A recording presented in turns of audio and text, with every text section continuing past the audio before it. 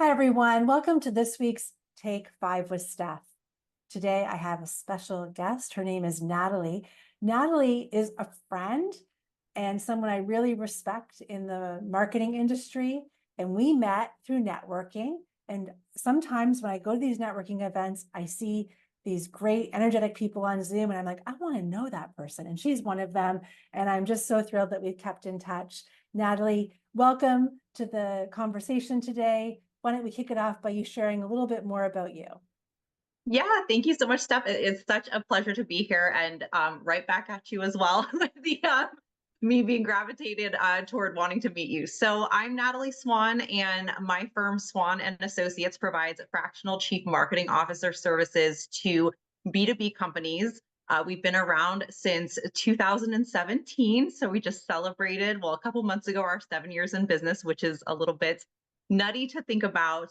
And we work with founder led companies directly with CEOs and offer a very high touch service. So we're really getting to know the company leadership, the different cross functional teams like sales and operations, because marketing doesn't live in a silo. And Steph, I imagine you're going to ask me some questions today where we can dig a bit more into that. But anyone who is part of your marketing function in your company needs to deeply understand your company, the brand, and who it is that they're representing with their marketing campaigns. So I'm really excited for the conversation. Thank you. Me too. Well, congratulations on a wonderful milestone in your business. Let's reflect back and I'm going to ask you, what inspired you to start your business back in 2017? Yeah. Well, I was inspired long before 2017, but I grew up. My dad he worked for a big corporate bank, and he was in corporate banking his entire career. And so, put on the suit, went into the office, worked late, did a lot of client dinners. And um, even though that was his reality, he always encouraged my siblings and I, and there's a handful of us, to pursue entrepreneurship and to pursue building our own businesses and starting something from the ground up. And he would, this is on my LinkedIn, but he would take us to garage sales and teach us negotiating skills. And so he always just shared with us the importance of business and how much fun it could be to really believe in yourself and build your own things. So my parents owned a preschool together with my grandmother.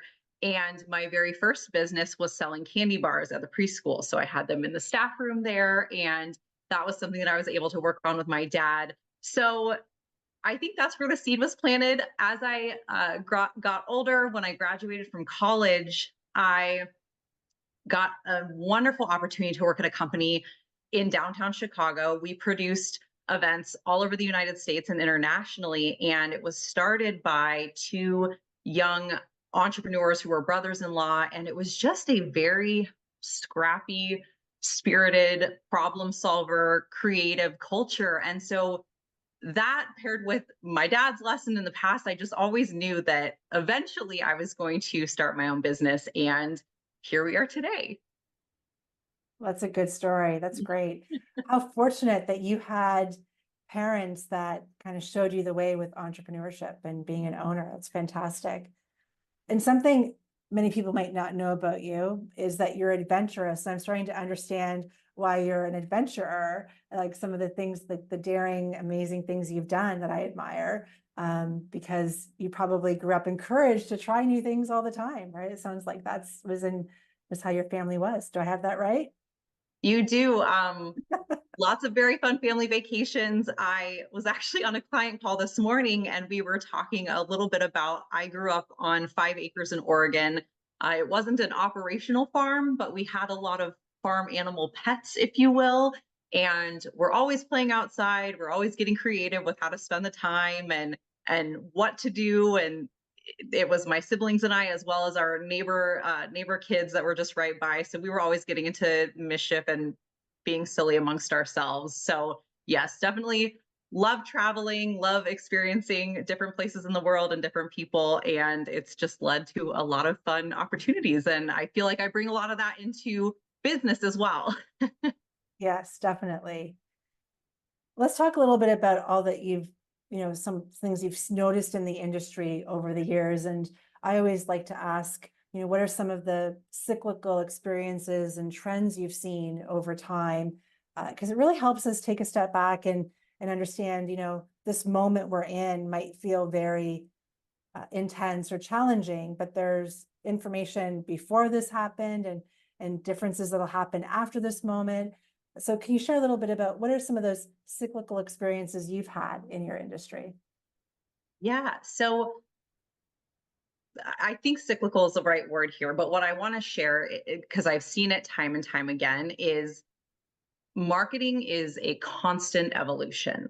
It is not something that you just figure out how all the pieces fit perfectly together. And now we have this amazing, magical marketing machine that is going to work forever and ever and ever. And with that, there are always new voices in the marketing industry. There are always new tools, new softwares, new social media platforms. And so, what I've seen business owners really struggle with when it comes to marketing is the pull to want to become experts in all of it and to pursue everything. And when there's something new out, oh, it's TikTok, we've got to be on TikTok now. But really taking a step back and asking yourself why you're making those decisions, why you think they're right for your business, because there's going to be something new tomorrow. There's going to be something new in 6 months. There's going to be something new in 3 years. And so it's not about trying to become an expert in all of those things and to stay on top of everything as perfectly as you can, but rather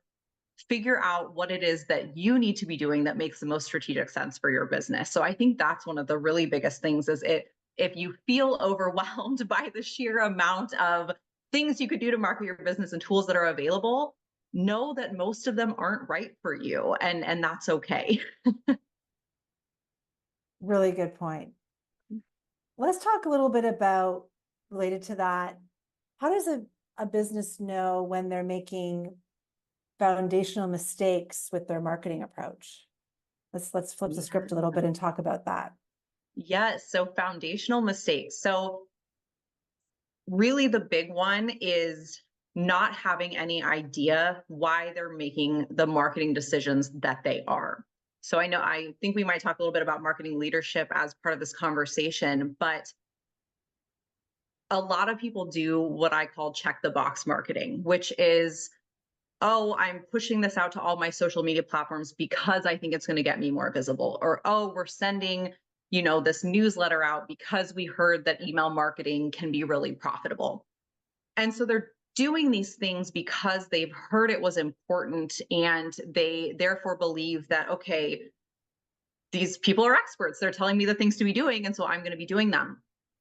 But if you don't have any clue the purpose of that channel or the purpose of the initiative and how it's helping you, then I would really recommend you question why it is you're doing that. Because I'm not going to say every time, but 99.9% of the time, I find that people are trying to do way too much. And especially if you're a growing business, if you're a smaller business and you haven't really gotten your feet under you yet from a marketing perspective, less is so much more. And so really get objective with yourself and ask yourself, why is this the right thing to invest in? Why is it the right thing to invest in right now?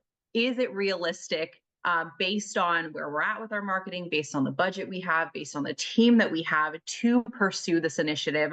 Or is it a great idea that we can kind of hold on to and put on our list of things to get to eventually, but isn't necessarily something to just reroute all of our resources to right now? Because that's where people really get into trouble. And then, you ask them, well, why are you doing this? And how is it helping you? And the answer is, well, I don't really know, or because we have been for a while, but it isn't necessarily leading to any meaningful impact.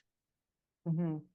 Yeah. You're sort of inspiring me to kind of build off what you're saying and talk a little bit about the partnership between marketing and sales and the business goals, right? So you need to start with like, what is the goal of the business and how are marketing and sales going to help with that and make sure that things are moving in the right direction? So for me, without the revenue coming in, we have like, it's like full stop, get the revenue coming in. And I think right now, what I'm noticing a trend is that, sales have slowed down for all different types of businesses, for many reasons with what's going on in the economy and in the world and cost of living. And, everyone's feeling the changes in the financial structure situation across the board, because we've had a global event and global entities making decisions about interest rates and what the cost of certain things will be, right? So that this is the outcome of that. So Yeah. everyone will hear, oh, you need to like improve your marketing to get sales up. And, sales will say, well, we need more exposure and awareness so we get more calls booked for sales. And so there's this push-pull element. And I would, because you and I both share a love of operations a little bit in what we do fractionally, I'd love for you to share a little bit about how do you navigate that pressure of needing to get more sales in, and marketing being sort of like the holy grail of like, oh, we're going to do marketing and all these like leads are going to like funnel in and we're going to have all this great conversion happening. There's all this hope. And it's like, I've been in this a long time. Like you kind of feel like this is going to solve all our problems.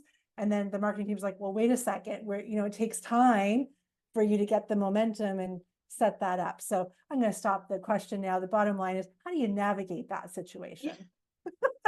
So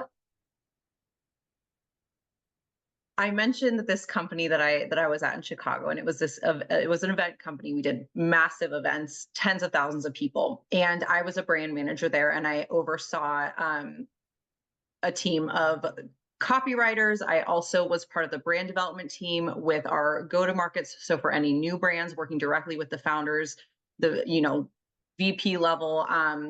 And what I learned in my brand manager role there was marketing can only be as effective as the entire team who supports the delivery of the product and how we market and sell that product. So even before we talk about marketing and sales, the operations person and you will appreciate that it was so important for me to be in perfect alignment with the operations team, what's actually going to be happening on site, the sponsorship team, who aligns with the brand and why is that important? The customer experience team, what are we promising? What are our FAQs? What are we hearing from our customers that are important? Also working with the high level finance executive on what is the data we have to support our sales trends and how is that going to inform both our marketing campaigns next year, as well as how we think we can pull different levers to impact the sales of those things, and how do we use that information to better plan our marketing campaigns, better budget for when things need to go out and how things need to be communicated. And so I learned from a pretty young age that I could be so much more effective with marketing and promoting what it is we had when I was part of the team that built what we had and helped also deliver it to customers. So, the clients that we work with now are quite different than that example. However, I really brought that along with me to be so important that when we think of marketing initiatives, especially in B2B, especially in these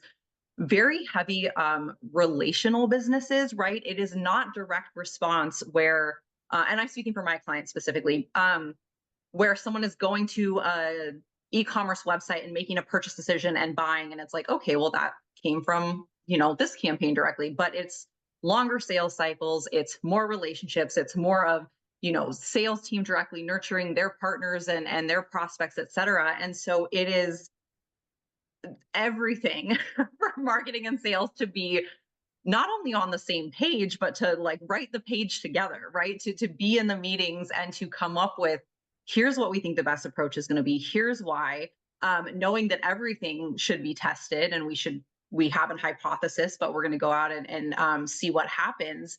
And here's what we're all aligning on, prioritizing and focusing on together right now. So yeah, it's hugely important. I'm very passionate about it. I feel like that is one of the strongest differentiators that my team and I bring, is that it's not, hey, can marketing create a one pager for us? And we just sort of go off in a little cave and create a pretty thing that's going to solve all the problems. But it's, how do we get really smart about this as an organization across functions, and then deliver that to the right person. So I hope that was okay. I took that on a little bit of a tangent, but I No, I just thought it was feel it's very good. exciting to talk about this. So You know, I appreciate you going into that level of detail and giving a specific example. That makes it much easier to understand. And here's what I'm taking away from your summary there.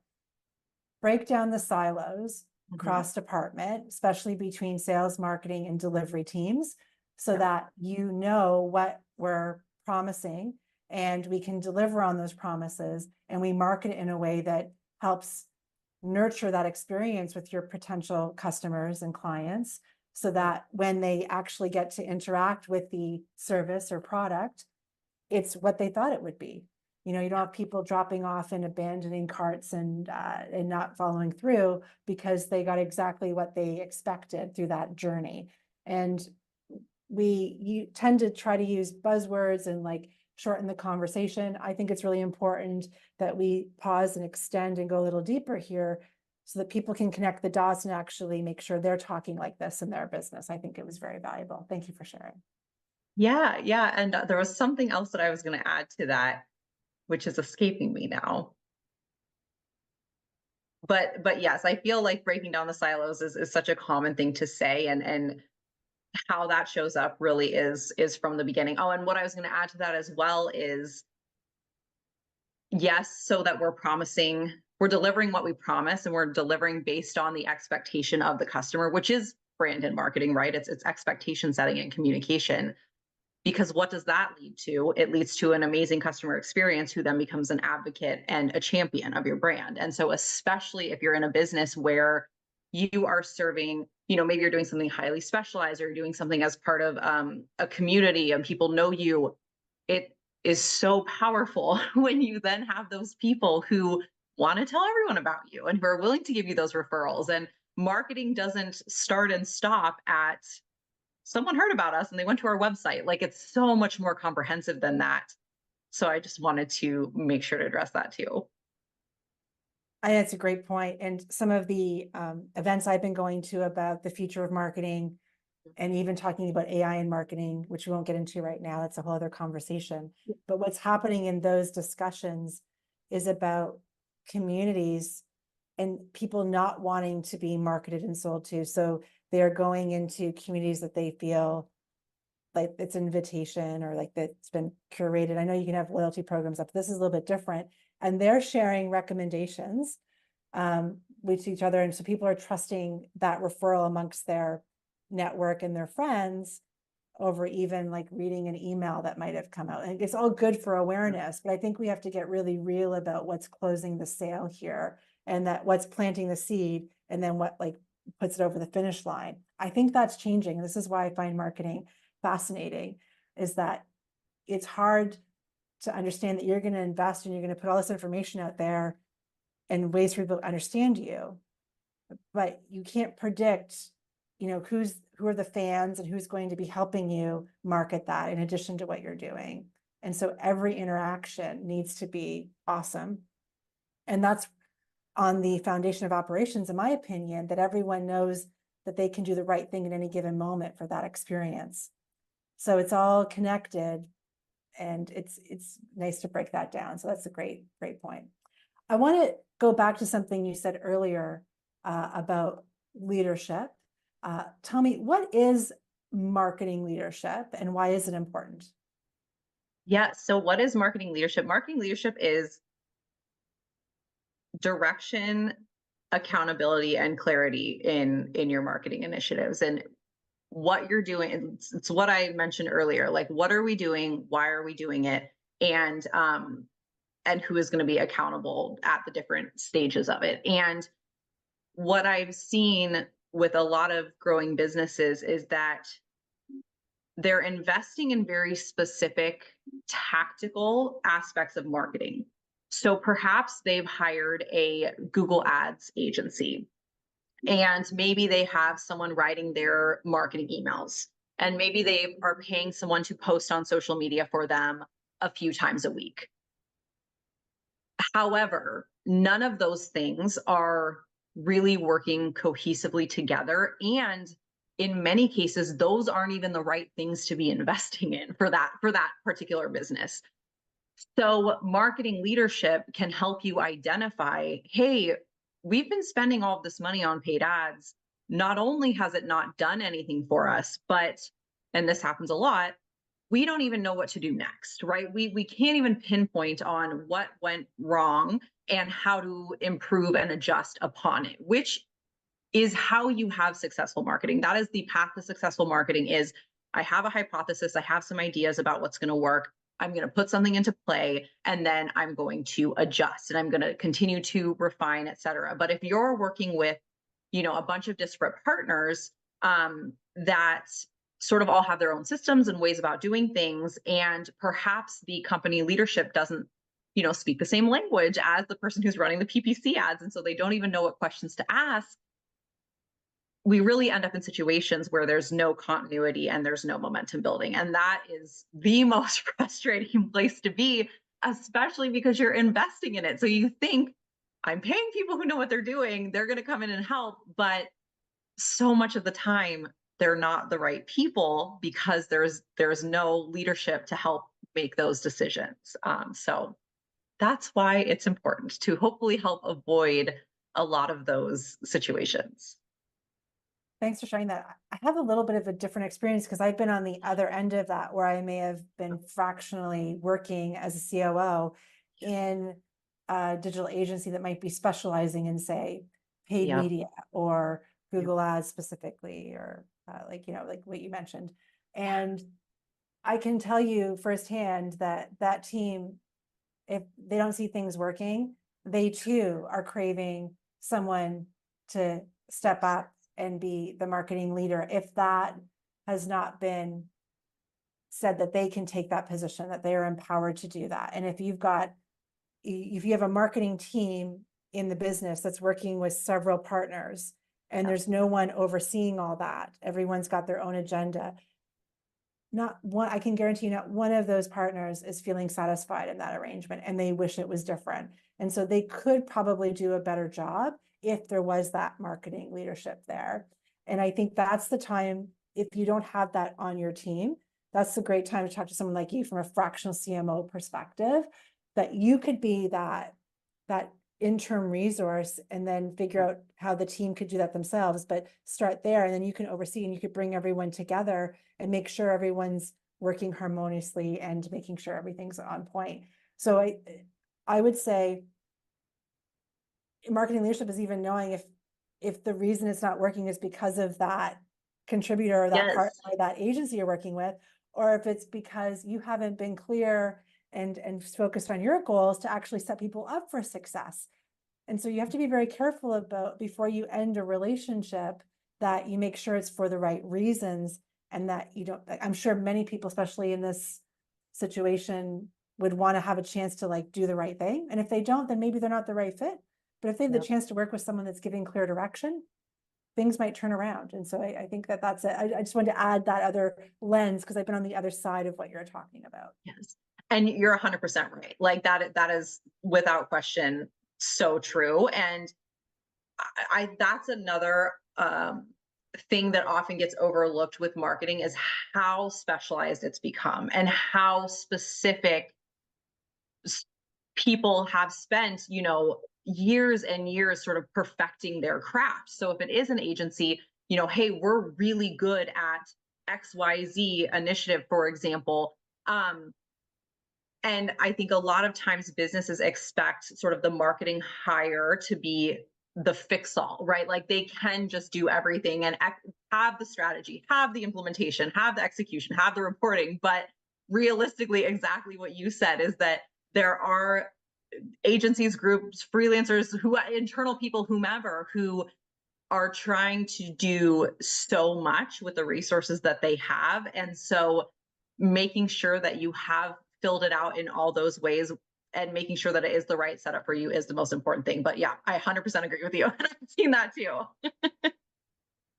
Nice. Well, this has been great. Okay, last question, and we'll get into some fun questions. Last business question for a minute. You mentioned marketing's evolving, and that I'm curious, how do you balance experimentation and accuracy in marketing? Yeah. So if I might adjust this question a little bit, how do I balance experimentation with doubling down on what works in marketing? Because that's a question I get a lot. Is okay, I hear I'm supposed to experiment in marketing and try different things, but I also hear I'm not supposed to do too much at once. So these feel a little bit conflicting, right? So I always start with what is working in some capacity. So I had this client that they did digital events for lead generation, and they were getting a good number of people, and it was like, okay, we've proven this concept. This is a way that we can get in front of people, and we can sort of make these effective. So then what we did is we took a step back and we built out an entire process around, okay, how do we make these more successful? How can we sort of put a little bit more into this process that we're seeing a little bit of traction to amp it up? And so we interviewed customers to better understand, like, hey, what are you hoping to get out of this? Like, we want to learn from you so that we can produce something that's more valuable to you on the back end. And we use that then to build out what is the calendar for these events, what are the topics they should be about, why are those things important, how are we marketing those in terms of what are the takeaways and what are the value propositions and things like that. And so that has just tremendously increased the number of people now who are coming to them, and the results that we're seeing because of that. So that's a really good example to me of focus on what works first. I've heard from a lot of small business owners too, like, we did this really great partnership and it was awesome, but then we never did another one. Or, we went to a trade show and we got some good business, but we haven't really found a way to make our trade shows more efficient in order to do them more frequently. And so look at the things that you are doing and then build your experiments around those to hopefully make them even better. Another example I like to give, because it's very tangible, is email marketing. Perhaps your email marketing isn't performing the way that you want it to, but you believe it to be important for your business. Well, the first thing to look at is your deliverability, right? Are we even getting into inboxes? So that's the first thing that you want to consider. If you are, but no one's opening your emails, well, you need to work on your subject lines. So the subject line is your area that you can experiment. Maybe people are opening your emails, but they're not clicking through to your website. And so deliverability seems to be there, subject line seems to be there, but maybe we need to work on the offer of the email or the content or the calls to action. So you can really break apart your marketing in these very specific instances. And that's really where the helpful and actionable experiments happen. Not, we've never done video, but now we're going to start posting on TikTok 5 times a day, even though we don't have the resources for it. We've never done a content calendar. Like that. That's the type of situation that we want to avoid in most cases. Yes, understood. I think, and you've shared some really good reasons why. Thank you. Yeah. Switching gears a little bit, I want to talk about you and your business and knowing everything you know now where you're at. What advice would you give to yourself, knowing what you know now, in the first few years of business? If you could go back and talk to yourself in the first few years of starting, what advice would you share? I am someone who loves to have a plan, a very clear plan. And that's why I do what I do for my clients and stuff. I think that's why you and I get along so well, because we both are planners and process and templates and all these things. And And just I and just a also, little plug for you. Sorry, I'm also impressed that you have a whole process and templated system in ClickUp for marketing. Anyway, just a little plug for you. If anyone wants to do that, talk to Natalie. But we yeah, love ClickUp. It is running my whole business. I also really like to learn, and I'm a curious person. And so I spent a lot of time early on in my business wanting to just digest as much information as possible, take the courses, look at the different content people are putting out there, attend the webinars, all these things. And you never learn it until you do it. And I think I would tell myself, if you have a gut feeling about something, if your intuition is telling you, like, hey, this is something to pursue, stop studying and start doing it. And that's something that I ask my team to keep me honest about on a regular basis is like, let's not over process this. Let's not make too many assumptions, but let's get enough down that we need to, and then let's go. And that's what's going to teach us a heck of a lot more than we would learn otherwise. So that's what I would tell myself. And that's a great piece of advice. And I'll help you out too. I'm going to start talking to you about that too and asking you that question. That sounds good. Last question. I really want to know, to wrap this up, what are you excited about or working on at the moment? I'd love to hear what you're having fun doing at the moment in your business. Yeah, I am just really having so much fun with the people that I get to work with, and that isn't a right now thing. I'm very lucky that that's something that has happened very organically in my business. And the stuff, that's why you and I are talking today, is because everything is relationships, and us, and in B2B and with our clients, it's all about how do I really just become friends and build relationship with people that we can help in some way and that we can add value to, and that we can be a meaningful presence in what they're trying to do as well. And so I just get really excited when I think about the clients that we're working with, the teams that we're part of, and just really feeling like those are our people and that we're all trying to do something really awesome together. So that is just always very energizing for me. I love that. That's great. Thank you. Thanks so much for being here. Thanks for diving into some not so easy questions about marketing and sharing such great examples and insights for us to learn from. So thank you. I really appreciate you being here today. And I can't wait to catch up with you again real soon and see how your business evolves in the next year or so. Thank you so much, Steph. It's been such a pleasure. I really appreciate it. Talk with you soon. Take